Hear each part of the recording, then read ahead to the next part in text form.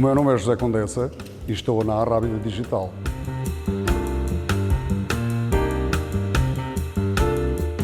Encenador, coreógrafo, cantor e muito mais. Viemos-lo encontrar neste episódio do Culture Mix em plena Igreja de Santiago, no Castelo de Palmela. José Condensa.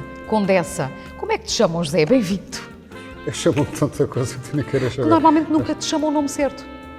Não, normalmente chamam certas, mais as pessoas do costume, mas é muito normal colocarem um Nzinho no meio, transformam o Condensa em Condensa, que é uma coisa arrastada que me chateia imenso. Que de monarquia não tens nada. Nada, mas tinha o slogan do Herman Gena, me chamo Condensa que me irrita ou que me põe tensa, que era uma chatice quando era novinho. Zé, viemos-te encontrar aqui na Igreja de Santiago, numa das conversas preparatórias. Perguntava-te, olha lá, Zé, queria muito gravar o Culture Mix em Palmela e tu disseste-me automaticamente Igreja de Santiago no Castelo.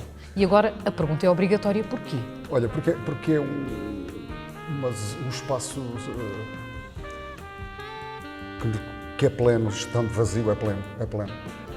Faz um eco um bocadinho que atrapalha, pronto, é verídico, mas o espaço em si é de tal maneira inspirador e sempre foi desde pequenino, desde jovenzinho mesmo. É um espaço que impõe um determinado respeito. Algo que se passou por aqui durante anos e anos que deixa a sua áurea e obriga-te a estar aqui. As pessoas por instinto calam e absorvem o espaço.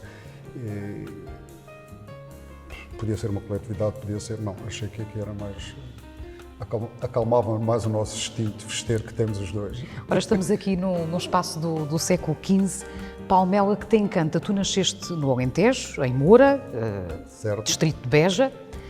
Como é que Palmela chega? Como é que chegas a este castelo que se vê a quilómetros e quilómetros de distância? Bom, nasci numa terra com um lindo castelo, com uma lenda espantosa. Portanto, já o castelo em si, terra com castelo já era coisa minha.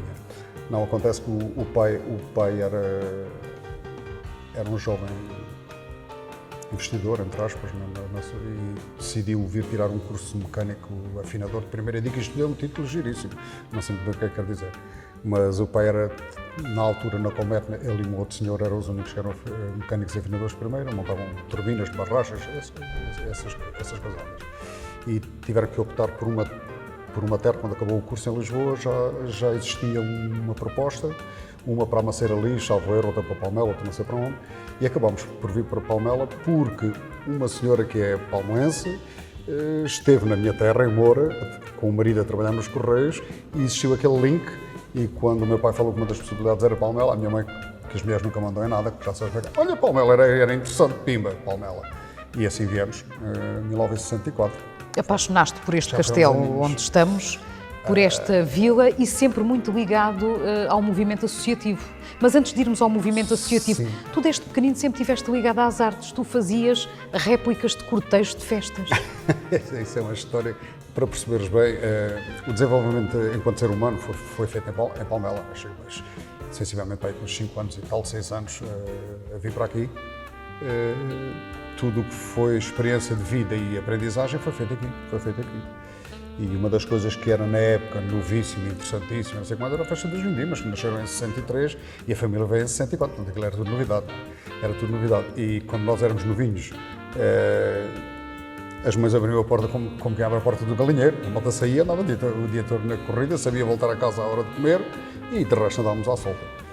E desde muito jovenzito, as festas levavam muito tempo a preparar, não é aquilo que a gente vê hoje. As festas levavam meses. Desde que se punha o primeiro master no ar, para nós mais jovens era a festa das Vindimas, mas aquilo ainda faltava 2 meses até ser a festa. Mas no fundo acabava por ser tudo festa. A envolvência que as pessoas iam dedicando ao espaço e tudo mais era muito mais interessante do que é hoje. Porque hoje ao fim de 3 dias está tudo montado e tu vês e ao fim de 3 dias está tudo desmontado. Portanto é um flash. E antigamente não era assim, as coisas construíam-se e depois levavam ao mesmo tempo a desaparecer. E isso permitia aprender N coisas, como é que se fazia, como é que se desfazia, que é tão importante quanto o desfazer é tão importante quanto o fazer. Foi o que tu levou a fazer réplicas do cortejo das Vindimas? Não, eu depois selecionava, quando não tinha muitas coisas, selecionava os carros. Primeiro comecei por selecionar o da rainha, porque a minha irmã tinha umas bonecazinhas à escala e eu lixava as bonecazinhas da outra. Fazia os carrinhos e fazia lá roubar as bonecas, não sei o quê, e lá fazia aquela tralha toda. Foi-me dando uma percepção ao longo dos anos interessantíssima. E de tal forma que eu acabei por chegar até ao sítio onde se faziam os carros. Falamos do cortejo das vindimas, podemos falar, e há tanto para falar, da tua arte, podemos falar das marchas populares, não só de Setúbal, mas também de Lisboa. Muito se diz que Lisboa é Lisboa, e tu conseguiste o melhor prémio para uma coletividade que se chama Carnide em Lisboa, um sexto lugar, e até hoje Carnide nunca conseguiu o sexto lugar nas marchas. E o primeiro prémio de coreografia, de cenografia, que nunca tinha obtido também. Continuas com esse mau feitio ainda, que dizem que tu tens um feitio muito perfeccionista, mas toda a gente gosta de trabalhar contigo, mas diz que tu tens um feitio. Isso é verdade. Continuas assim, a primeira abordagem é uma desgraça. Eu treino em casa, sabe? Já tipo à frente do espelho. Eu treino em casa, porque eu sei que como é que eu tenho de dizer? Há toda uma série de medos, porque nós temos medos e temos que saber que os temos, caso contrário nós contrariamos, mas há toda uma série de medos que te dizem assim, bom, vai devagar. Eu podia argumentar que era sportinguista, que foi mesmo para o lado do estado do Benfica, estás a ver, e tal, assim, não tem nada a ver, o coração das pessoas molda-se com uma facilidade incrível. Mas não era esse o argumento é que é assim, tu não conheces ninguém, já sabes o que é que vais fazer, já sabes que tens que ter aquela gente na mão, há duas maneiras de os ter na mão, e isto soa mal, mas é um bocado assim, não é? É quase como um treinador de futebol ou de uma modalidade qualquer. É rigorosamente igual. Tu tens senhoras que se apaixonam, e senhores, e não interessa, tem gente que se apaixona, tem gente que te odeia logo assim que te vê, tem gente que fica na dúvida, tem gente que não acredita, tem gente que acredita demais, enfim. E tu tens de moldar nessa ondulação toda, o teu barquinho tem que andar ali, e isso leva-me a que eu vá com os passos todos medidos. E esses passos medidos provocam afastamento nas pessoas. E o que é que treinas em casa, em frente ao espelho? Como é que usas a autoridade? Para sempre te entregue, para sempre fácil, depois chego lá e faço ao contrário. Faço ao contrário. Essa outra vez é simples, é assim.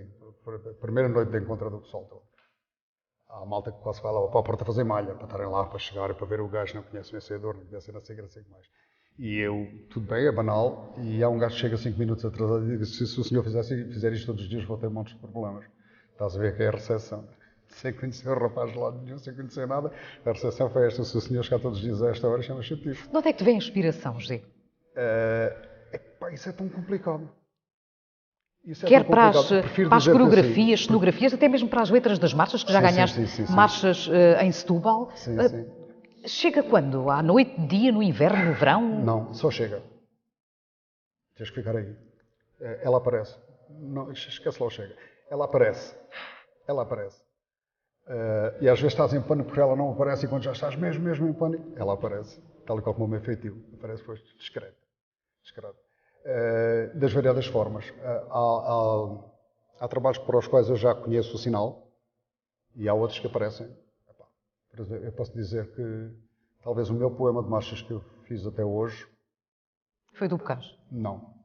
Essa foi interessantíssima, mas foi um poema para a Amália, para os 100 anos da Amália, em que eu disse que toda a gente ia pegar nos temas da Amália e ligavam aquilo tudo e faziam um lindo poema. Rasgo-me parte a ser fascista, foi o que eu fiz. Foi uma chatice, aquilo era mesmo um mote de inspiração. E fiz esse poema. Depois eu e o Carlos Pinto, o Meias Carlos Pinto, oferecemos a um rapaz de Lisboa como um fadista, oferecemos o tema, a letra e a música oferecemos para ele cantar. Não ficou classificada em Lisboa, e a partir daquele momento torna-se a nossa, e nós, em vez de ficar guardado na gaveta, damos ao rapaz para cantar. Podes ir espreitar ao Bruno Igrejas, vês lá a Amália e todos nós, e podes observar. Isto tem a ver com o fator da inspiração. Como te digo, as letras... Não entras em pânico? Não te assusta aceitares um determinado trabalho que ainda não tens a mínima ideia de como é que vais fazer esse trabalho e a inspiração não chegar? Não, é o contrário. Eu falo contigo e tu dizes-me assim: não se consegue fazer uma marcha popular com cavalos a abrir à frente. Não se consegue. Pronto, é o código. O não se consegue, para mim, é uma irritação. Quem é que disse que não se consegue? E começa a conseguir-se. É basicamente essa situação, e isto vem das coletividades. Porque na minha época, na época até do amigo Zé, que é como se fosse o meu irmão mais velho, que está aqui connosco, nós endireitávamos os pregos dos cenários para os próximos cenários. Isto é tão Portanto, importante. sabia-se poupar, não é? Não, tinha que se poupar. E não se percebia porque é que se Mas deitava... é um bocadinho, se calhar, o exemplo da E não nossa se- e sociedade, não se que hoje em percebia dia porque é que somos se- não se todos percebia porque é que se descartáveis. deitava fora. Não se percebia porque é que se deitava fora. Quando as pancadinhas ficava o prego operacional, porque é que se havia de deitar fora, não é? Essa mecânica perdeu-se. E não achas que tem a ver mesmo com a nossa sociedade, quer em termos de ligações humanas, parece que somos todos descartáveis? Naturalmente. Não, tudo é descartável. E tudo é descartável e tudo te obriga a viver um momento. Tudo te obriga a viver um momento. É para as pessoas que querem lá saber se as taxas ou os pregos ou os fios elétricos vão fazer falta para o próximo ano. É para esquece lá isso. Ninguém quer saber disso para nada. Não é? Curiosamente, em Setúbal, as marchas não se nota isso. É o contrário. Há toda uma filosofia de guardar coisas, porque as verbas são mínimas, super mínimas, não é? E então há toda uma filosofia de guardar coisas, mas é para fazer frente à verba. Não é no sentido de não deitar fora, entendes? Não é nesse sentido. Zé, eu acabo esta nossa conversa com a sensação que não falei nada contigo. E é verdade, tu tens e é uma verdade, vida repleta de muita obra, não se consegue, não é? em muitas áreas. A pandemia, felizmente, já lá vai. Projetos. Felizmente.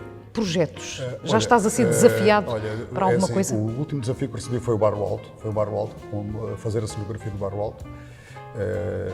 Curiosamente, nunca parámos. Durante a pandemia, nunca parámos.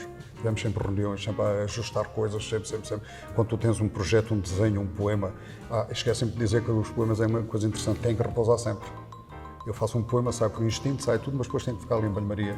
Ou fica a levedar como ao pão? Ou... Naturalmente. Ou vai crescer ou não crescer nada e tem que ser refeito.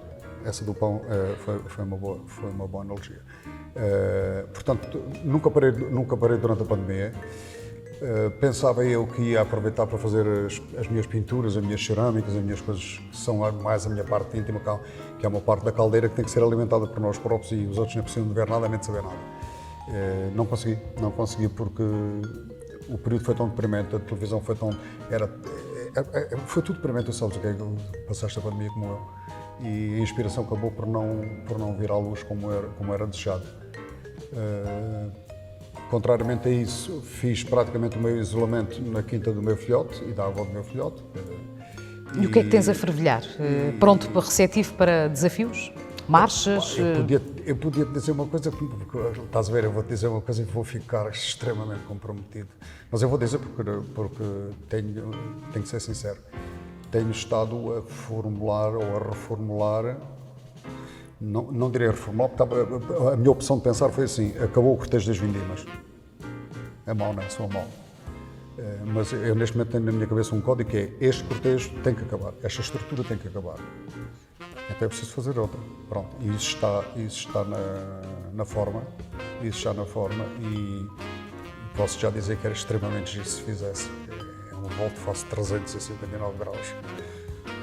Fica aqui o desafio às entidades competentes. Não, o desafio está aqui, depois as entidades competentes... Se quiserem pegar nessa... Eu teria que as convencer, mas não quero aprofundar mais. Seria também noturno e diurno ou não tinha nada a ver? Estou a querer já puxar. Pois não podes pescar nesse lago, eu ia já dizer, não podes pescar nesse lago. Eu disse que era diferente, tinha que ser diferente. De madrugada, pronto, para ser diferente. Não, tinha que ser diferente e pode aparecer todos os dias, pode aparecer um dia. Tem que ser diferente. Vamos estar alerta. Zé, olhando para a Rábida inspira-te? Indiscutivelmente. A calma da Rábida, a calma com que é torturada, com que é castigada, com que é ignorada, por todos nós, que ignoramos radicalmente.